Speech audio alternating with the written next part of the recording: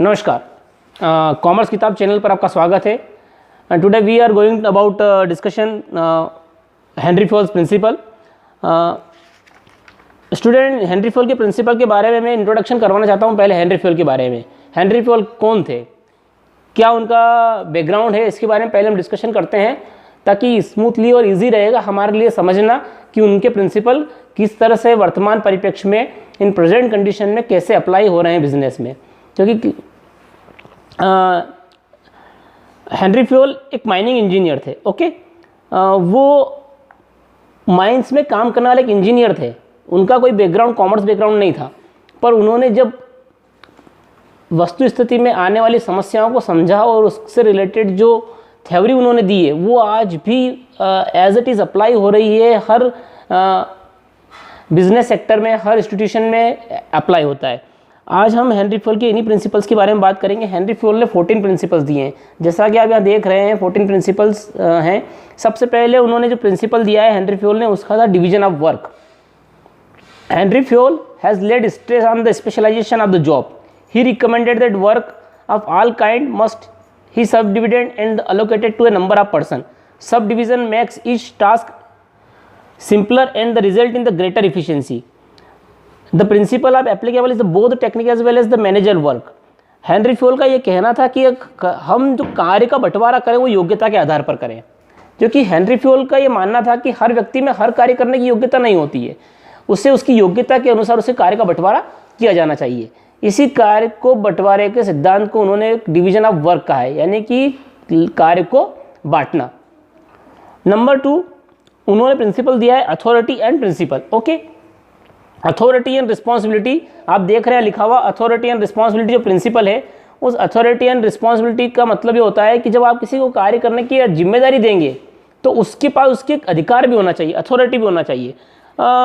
इसको मैं बहुत छोटे स्तर पर आपको यह समझाता हूँ कि हमने एक फैक्ट्री मैनेजर्स ने अपने एम्प्लॉय को ये टास्क दिया है कि आपको आज 100 यूनिट मटेरियल बनाना है।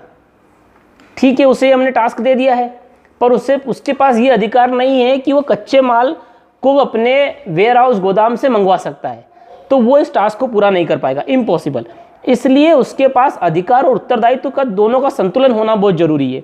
Both of this go hand in hand, one flow from the directly and result in other.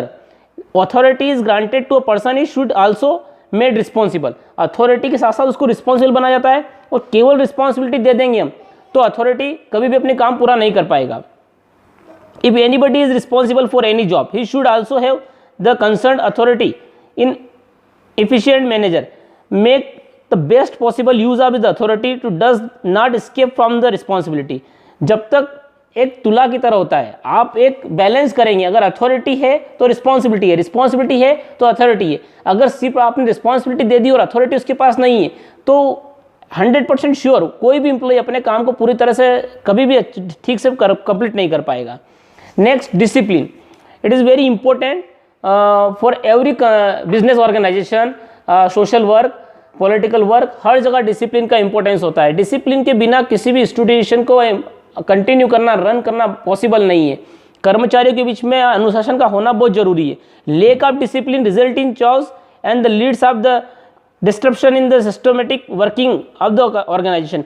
किसी भी ऑर्गेनाइजेशन में जब तक आपके एम्प्लॉय के बीच में कोई डिसिप्लिन नहीं है, ये नहीं कि अपने ऑनर के बीच में और एम्प्लॉय के बीच में कोई संतुलन नहीं है, तो वो कोई भी इंस्टीट्यूशन अच्छे ढंग से काम नहीं करता। वायलेशन ऑफ दिस प्रिंसिपल में result in the disobedience of the rules and regulation. अगर कोई डिसओबे है तो ऐसी सिचुएशन में आप डेफिनेटली मान के चलिए कि वो इंस्टीट्यूशन प्रॉपर वे में कभी भी रन नहीं कर पाएगा।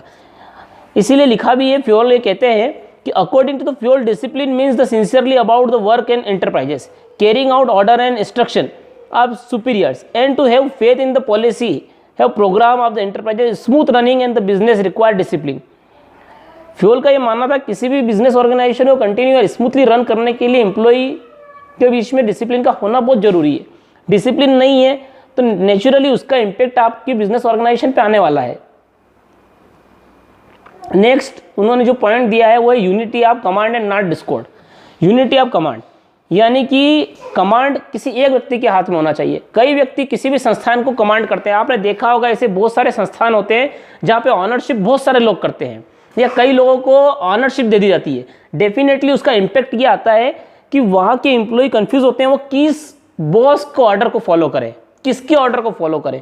इसलिए कहीं भी आदेश की एकता होना बहुत जरूरी है। अगर कई लोग अपने एम्प्लॉय को आदेश देंगे तो ऐसी सिचुएशन में वो फॉल्टी सिस्टम को डेवलप करेगा, क्योंकि एम्प्लॉय के बीच में ये है कि भैया मुझे किसके ऑर्डर को फॉलो करना है।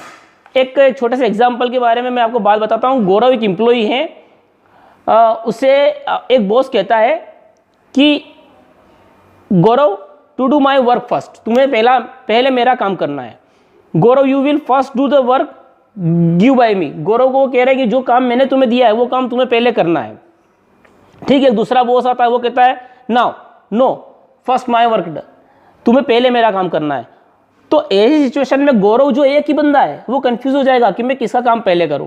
और ऐसा कई संस्थाओं में आपने देखा होगा कि जब आदेश देने वाले कई व्यक्ति होते हैं तो डेफिनेटली उसको फॉलो करने में एम्प्लॉय कंफ्यूज रहेगा और वो ढंग से काम नहीं कर पाएगा। This principle states that the subordinate should receive order and be accountable to one boss only। वो किसी भी एक बॉस के लिए जिम्मेदार होना चाहिए। जब एक से ज़्यादा बॉस होते हैं या कई लोगों में इस तरह के बिहेवियर हो जाता है, बॉस के द्वारा उसे इस तरह से कमांड दे दी जाती है कि आप कई एम्प्लॉय को कमांड कर सकें, तो ऐसी सिचुएशन में एम्प्लॉय कभी भी अपना 100% एफर्ट नहीं लगा पाएगा, क्योंकि वह कंफ्यूज रहेगा कि उसे किसका काम पहले करना है। इसलिए फ्यूल इस प्रिंसिपल को बहुत ज़्यादा इंपॉर्टेंस देते हैं। उनका ये कहना है कि एक व्यक्ति ही आदेश देने वाला होना चाहिए। कई व्यक्ति आदेश देने वाले होंगे तो कन्फ्यूजन क्रिएट होगा और कोई भी इंस्टीट्यूशन सक्सेसफुली रन नहीं कर पाएगा। एक एग्जांपल के थ्रू फ्यूल ने कहा भी है, the marketing manager permit to sales executive to allow 10% discount where the finance manager give instruction not to allow more than 5%। देखिए यहाँ पर बड़ा कन्फ्यूजन क्रिएट उन्होंने समझाया है कि भैया मार्केटिंग मैनेजर कह रहा है कि तुम्हें टास्क को पूरा करने के लिए, सेल को बढ़ाने के लिए 10% डिस्काउंट पे ऑर्डर ला सकते हो, पर फाइनेंस मैनेजर उसको कह रहा है कि देखो हमको नुकसान होगा, 5% ज़्यादा डिस्काउंट देना मत। अब वो बेचारा एम्प्लॉय जो काम कर रहा है वो कंफ्यूज रहेगा मैं किसकी ऑर्डर को फॉलो करूँ। तो ऐसी सिचुएशन में ऑर्डर में कम से कम एकता होना चाहिए या एक ही व्यक्ति आदेश देने वाला होना चाहिए। फिर आता है यूनिटी ऑफ डायरेक्शन, निर्देश की एकता। बहुत अच्छा पॉइंट लिखा है फ्यूल ने और वेरी इंपॉर्टेंट। यहाँ पर मैं इसको एग्जाम्पल के थ्रू पहले समझाता हूँ आपको। There are the 11 player in the game of football. Cricket किसी भी एक एग्जाम्पल लेते हैं हम। All them the coordinate their action to move common goal in the same way. The efforts of all employees should be directed towards achieving the goal of management. जब उन्हें एक कप्तान एक ही होता है, आपने देखा होगा कि कोई भी क्रिकेट टीम जब मैदान में प्ले कर रही होती है तो कप्तान एक होगा, उसके हिसाब से उसके निर्देश को सब फॉलो करते हैं। वो जिस बॉलर को बॉल हाथ में देगा उसे उसके हिसाब से बॉल करना है, क्योंकि वो डायरेक्ट करता है। अगर डायरेक्ट करने वाले पूरी टीम को कई लोग डायरेक्ट करने वाले होंगे तो पूरी टीम डिस्टर्ब होगी। यहाँ पर इसीलिए फ्यूल ने लिखा है unity of direction is the principle that each group of activity having the same objective must have one hand and one plan. एक व्यक्ति और एक प्लान। Unity of direction mean the efforts all member of the organisation should be directed towards the achievement of common goal. Without unity of action coordination strength in focusing the of effort cannot be achieved. जब तक आपके पास unity of direction नहीं है आप किसी भी institution में अपना जो गोल है उसको हासिल ही नहीं कर पाएंगे, क्योंकि यूनिटी होना बहुत जरूरी है। डायरेक्शन की यूनिटी जब तक नहीं है आपकी पूरी टीम डिस्टर्ब रहेगी। इसीलिए फ्यूल ने जो 14 प्रिंसिपल्स दिए हैं उनको बिजनेस में बिना फॉलो किए आप कभी भी सक्सेस नहीं हासिल कर सकते हैं। आज हमने फ्यूल के केवल 5 प्रिंसिपल्स के बारे में बात की है। बाकी प्रिंसिपल्स के लिए हम आने वाले वीडियोस में बात करेंगे। बाकी के प्रिंसिपल्स की वीडियो को मैं बहुत ही जल्द लेके आने वाला हूं। बने रहिए मेरे चैनल पर। आप लॉकडाउन चल रहा है, अपनी स्टडी को कंटिन्यू रखिए।